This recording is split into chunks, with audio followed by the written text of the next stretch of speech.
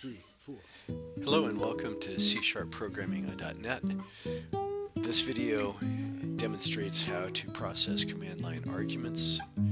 My name is Brett Robley. I teach C Sharp Programming at Cal State University Fullerton.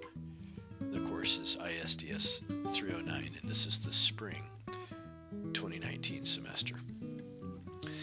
So command line arguments allow us to alter a program's behavior. So I'm using the dir command as an example. And if I just type dir and hit enter, I get a listing of all the files in the current folder or directory. If I pass it star.cpp, then I just match on the files that end in .cpp. So that's an example of a command line argument. Here's another one. I'm going to type star.cpp/od and notice the files are now ordered by date. And now I'll try /?, and it prints the help command for the dir command. I'm sorry, the help information for the dir command. If I type /os star.cpp, the order doesn't matter, and now the files are ordered by size. So that's two command line arguments. So let's open up Visual Studio and create a project, a C# project using console.app, either .NET Framework or .NET Core, whichever you have. And I'll put it on the desktop so I can easily find the project. Now, we're working from the textbook Microsoft Visual C# 2017, an Introduction to Object-Oriented Programming by Joyce Farrell. And on page 293 of that book, she has a program called Writing a Main Method with a Parameter List. So I'm going to go ahead and type in the program that she has in the book. So using static system console so that we can use write line and read line without having to preface it with the class name. The class display args, and here's our main method. Notice inside the main method I have an array of strings and we call it args. This is the array of strings that gets passed into us when we run the command. The operating system makes sure that we can get access to those command line arguments. Now in the book, she simply loops through and she uses args.length, which is the number of arguments minus 1 that were passed on the command line. So the operating system provides us with an array of strings, but it also has populated that array of strings structure with the number of arguments that were actually processed on the command line or parsed and passed to our command. So we can get to them from inside. So here in her program, she says write line the args out. I'm putting a read line in to pause the display so we can actually see the output of the program. So now I'll just finish this comment here and then I'll hit start. It'll go ahead and build the file and execute the file. But we didn't really pass any command line arguments. So that's one of the possibilities. You can run a program that looks for command line arguments, but you haven't really passed any command line arguments. So in this case, her program prints nothing to the screen. Okay, so now I'm going to show you from Visual Studio IDE how to put command line arguments in. We'll open up Solution Explorer, double click on Properties, a new tab opens in the main window, and then go to Debug. And right here in this text area, we can put in command line arguments. So I'll put in several. I'll put in the /od, the /os, the !, the star.cpp, and I'll even throw in a /x, which is one that doesn't really have a use on the dir command. Notice now her program outputs the 5 command line arguments that we input.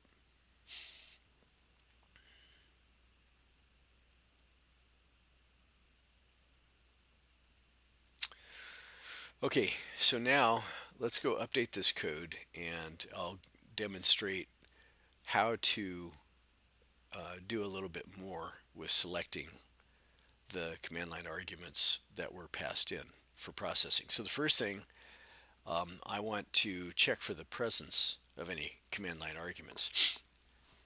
And just for demonstration purposes, I will print a message to the screen that says, hey, we didn't really get any.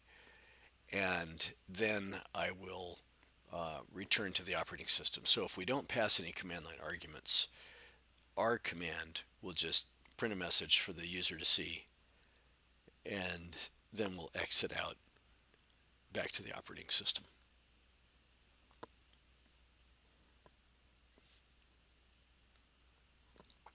I'm going to close the Solution Explorer because I need more screen real estate. There we go.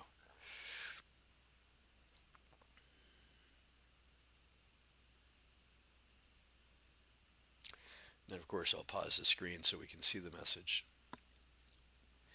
And then I'm going to return to the operating system. Okay, next, if we get past this if test, then it follows that we must have sensed command line arguments, meaning args.length was greater than 0.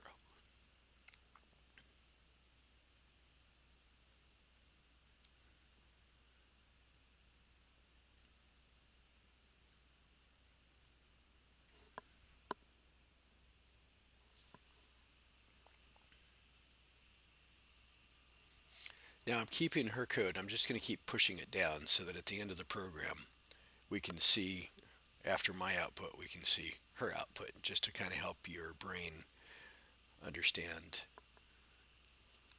what's happening here. Okay, so I create the loop much like she did, actually identical to hers.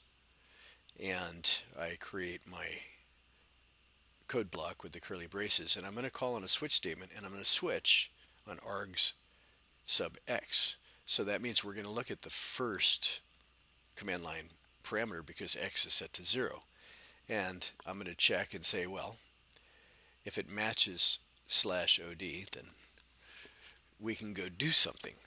If we were implementing the dir command, we'd go make sure that we sorted our file list by date.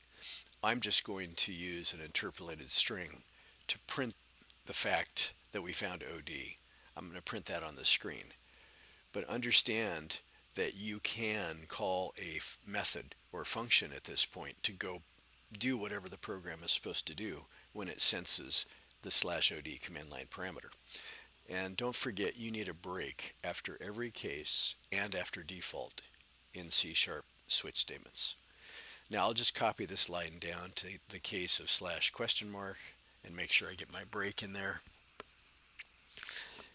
And essentially, I'll put a case statement in for every single command line argument that I want to recognize and process. So I'll go ahead and put in star.cpp, and I'll just paste in the same line. But remember, I can call a different method for each one of these, or I can just embed the code directly in my case. As long as it's before the break, I can embed all kinds of code in the case, but that usually makes the case hard to read, and I like to define a method down below. And then if I match on a particular command line parameter, then I would call the method to handle all the details. Okay, and then I'll put in OS here. And then finally, I'm going to put in default so that we can handle anything that doesn't match those first 4. We're going to say, hey, this is an invalid switch. Now, switch is another word that we use for a command line argument. It's like a light switch, or it's like a switch on a machine. The idea is passing different command line arguments to the program allow you to switch on and off functionality that you want or don't want to happen in a program. Okay, I'll put the read line in, and notice now, I'll clear up these spaces. This is the author's code at the very end. So I'll go ahead and build this now. Excuse me.